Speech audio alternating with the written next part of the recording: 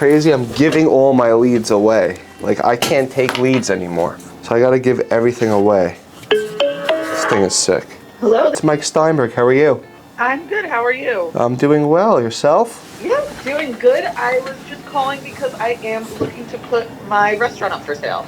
Perfect. I mean, I am definitely interested in learning more. I've been selling restaurants for over 12 years, and I have solid buyers. Would love to meet you and learn more about the deal. Cool. That was a question I had. Like, you think what's the market right now for buyers looking to get into that space?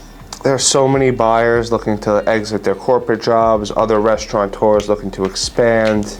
There's so many different situations. The best buyer for a restaurant would be someone that's going to live there and work there every day, not someone that's just going to buy a restaurant to buy a restaurant. Yeah, we bought a restaurant. We've been there 7 days a week for the past 2 years, and it's just getting too much for us. Yeah, it's a full-time thing, but there are buyers for restaurants now, and it's a good time for business in general. So it is a 7-year lease. Okay. It's a smaller space. We do mostly takeout. There's about 10 seats inside, and then honestly the kitchen is like double the size as the front of house. Nice basement, big walk-in refrigerator in the basement. Yeah, the rent is $4,500 a month. Okay, so that's good. Really that's good. Any parking? Street parking. Street parking, okay. Yeah. Do you deliver? We're on all the delivery apps. Delivery apps. How many employees do you have? 4. Or is anyone like a chef, or they're just counter? What is it mix? What's a mix up? So 3 chefs, 2 baristas. I just counted my husband as 1, even though he's not technically an employee. So like 5 if you count my husband who's the chef. Got it. Okay. So your husband's gonna have to be replaced by another chef or an operator. He's not staying on, right? No, I don't think so. I mean, if they're looking to buy the name and 2 years there, the customers really do love us. The food is really good. We have great reviews and feedback. It's really just not the life we wanted anymore. So if it is someone who's looking to continue our name and our business, he could stay on to help, and we do have cooks there who might be willing to stay on to help as well. But okay. Yeah, if they're completely changing it, there's no need for that. Okay, and no problem. Just good for me to know. So you have a 7-year lease. You were there for 2. You started with the 10-year lease, I'm assuming. We bought it from someone who was there for like 2 months. He had a 10-year lease, and then we bought it with about 9 years. Got it. Okay. Yeah. You have a liquor license? Okay. So what kind of cuisine is it? What kind of food is it? It is Colombian American fast food. Nice. A lot of burgers, sandwiches, quesadillas, breakfast food. My wife is 100% Colombian. I have. Oh, no way. Yeah, so I'm very familiar, and actually, it's funny. Well, before we close, she definitely has. I mean, the food is so freaking good. That's what I'm. It's so good. Yeah, before we close, she should definitely come. Oh, absolutely! I'm coming. I'll eat on behalf of us, but no, this is something right up my alley. You know, I have. Cool. You know, I have a ton of restaurants for sale. I've sold over 300 businesses. This is what I do full time. Yeah, so as far as, your rent's $4,500 a month, you got about 4 employees plus your husband. What do you think your top line gross sales are for the week? Yeah, so we could do, I would say, bottom line, like when we're making $7,000 to $8,000 a week, like we are completely breaking it. The business has been paying for itself since day one, which is pretty cool. We have not had to put any extra money into it, so just making that $7,000 to $8,000 a week has, been going out what's coming in, and then on good weeks you could make like anywhere from 10 to 13. Okay, so between 7 and 13 a week, really. Yeah, I mean the 13 really only happened a couple times, but yeah. No worries. Okay, so how's can I look it up on Google Maps? Could you give me the address if possible? Yeah, absolutely. Actually, if you just type in the name, it's geotagged. Got it right here. Okay, nice spot. Yeah, really a lot of business. It's a very popular laundromat right there. People drive to that laundromat. I guess it's like less expensive and really clean, so it's always really busy. And you got apartments right across the street? On the block as well. And we're, you can see they're just a few blocks away from the. Okay, so you're thinking, if someone was to replace your husband as a chef, what does your husband get paid? Does he get paid on the books, anything? Yes, we have him as an employee because, when he's there, if no one else is working with him, he does have to get the tips that come into the system. Sure. So we do have him down as an employee. We only give him like 20 hours a week plus those tips, so it's really not a lot. It's just kind of the minimum, just because we're trying to keep money in the bank account as well. But our accountant has said that he should get paid as like an owner. Yeah. Owners will know that, but so right now he is paid as an employee though. Yeah. What's his weekly salary? Because I want to add that back into the bottom line. Okay. I would say $300 to $500 a week. What we pay other people that week as well. Okay, so even if it's $400 a week, right? That's still 20 grand a year. So that if we're selling this at a 2 multiple, it's an additional 40 grand to the price. Okay.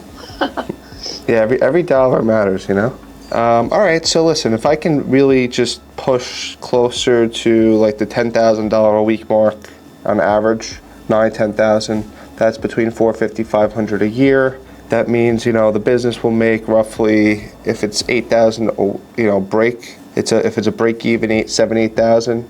Realistically, the business was making like 50 grand a year. What do you say? You think I'm on, or you think I'm a little off? I think it definitely could make that and more. I think if we continue to grow and get new customers and more customers, it could absolutely be making that and more. But right now, it's really just not a profit margin because we're so new. Okay, so basically, I'm just, I want to try to get as much value here as possible. I know, I just don't want to. Yeah, of course. I gotta sell the dream. So yeah, I mean, listen, it's everything with a buyer is return on investment, right? I don't want to overprice it because then you're just gonna sit. I want to price it perfectly so we have like bidding wars and a lot of interest. Would love that. So yeah, of course. I mean, that's the goal, right? Just like in real estate, you don't want to overprice it; it just gets stale. So something like, sorry, how much? You think 120 is too much?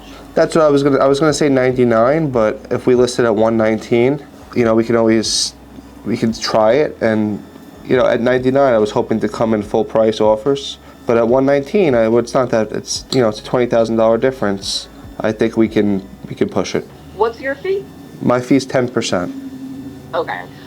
Yeah, so we were putting it up for 120 and willing to take 100, but we put in, just for you as well for your sale, bought it for less, but and we spent $15,000. All of the appliances in the kitchen are new, 2 new flat tops, a new 6-top stove oven burner, a new grill, all brand new 2023. And then also all of the gas pipes upstairs and in the basement, that was another $15,000, all brand new up to New York State code because we didn't pass inspection the first time because the pipes hadn't been updated in 10 years.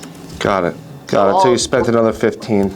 That's just why we wanted the 120, but we really can't take less than 100. Okay. I mean, I will do my best to, then I think maybe I should just put it out there at 129 and, see what the market bears. It's a very attractive location. I know how to play it out. Okay. It's a really nice neighborhood, great neighbors. I mean, you can see for us being open for such a short amount of time, all the good reviews and everything. Like, people really do support small businesses in that area.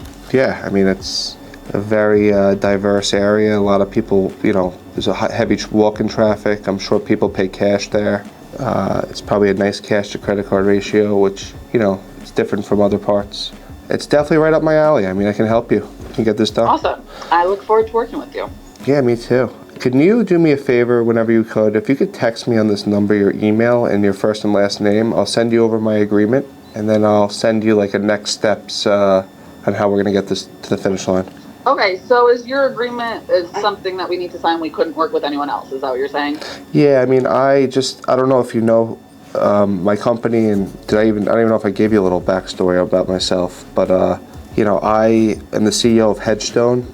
We are, I have over 1,000 listings in my company. I have about 300 advisors that work for me.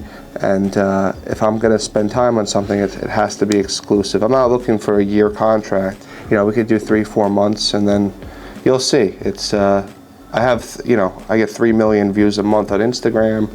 I'm a little different than the competition. I've been doing this for a long time. So I have to have exclusivity if I'm going to work on something. Yeah, I mean, just to be totally honest, I called about 20 other companies this morning, and like a few of them I've just given all of the same information to. Okay.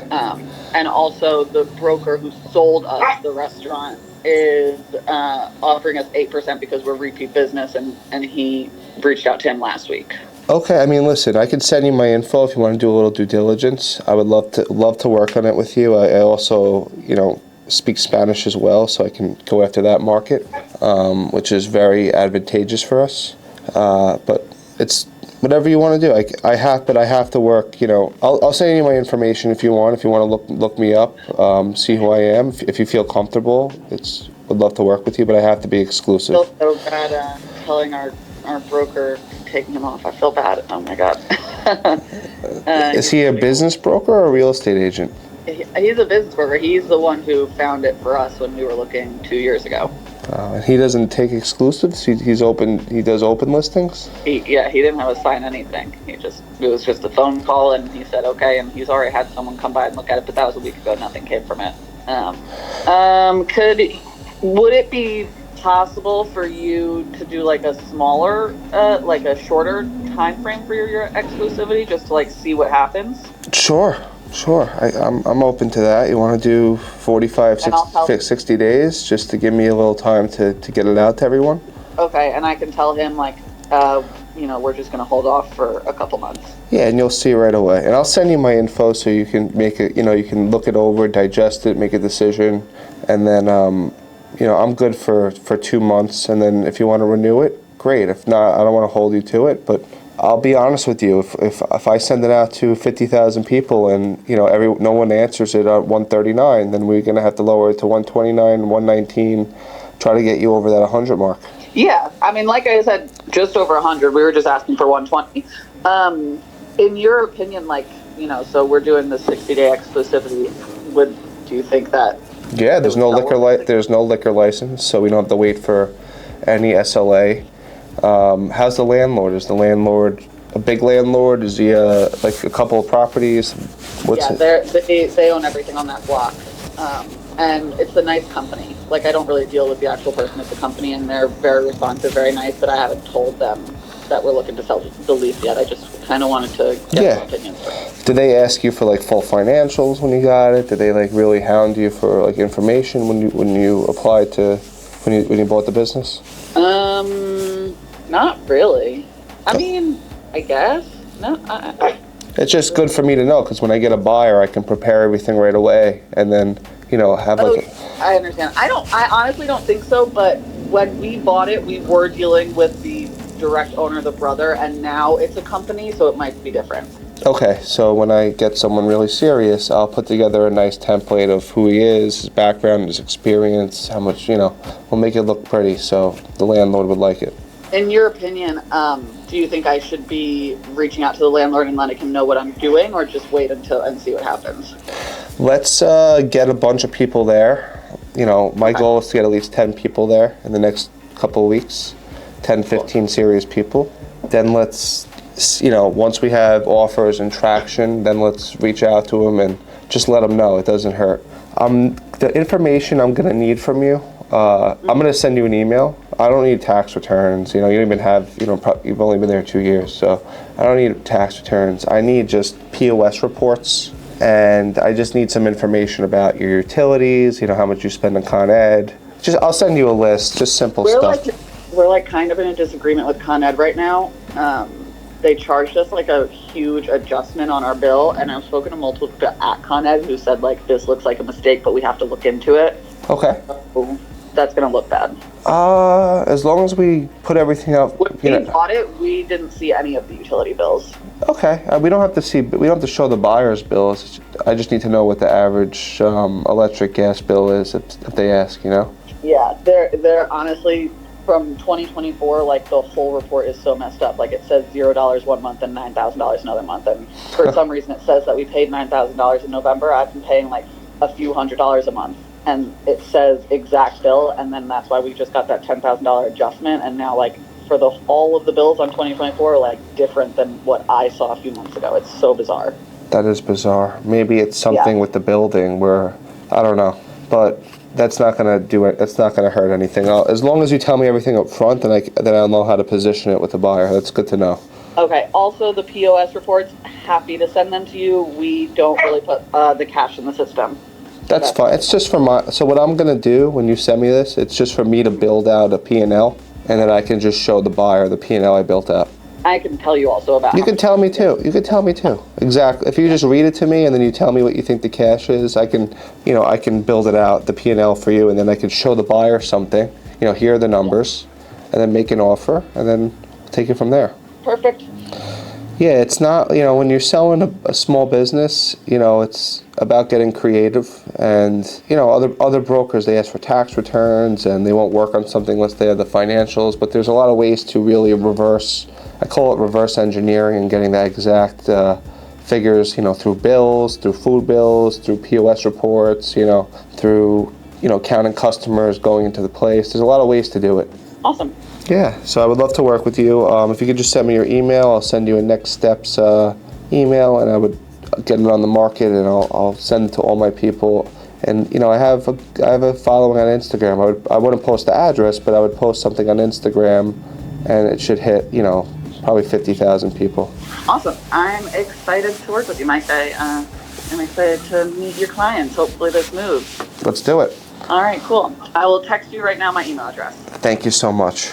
All Great right, talking to you. You too. Bye. Bye. All right, listen, she has a lot of brokers, doesn't want to do exclusivity, but then I convinced her to do it.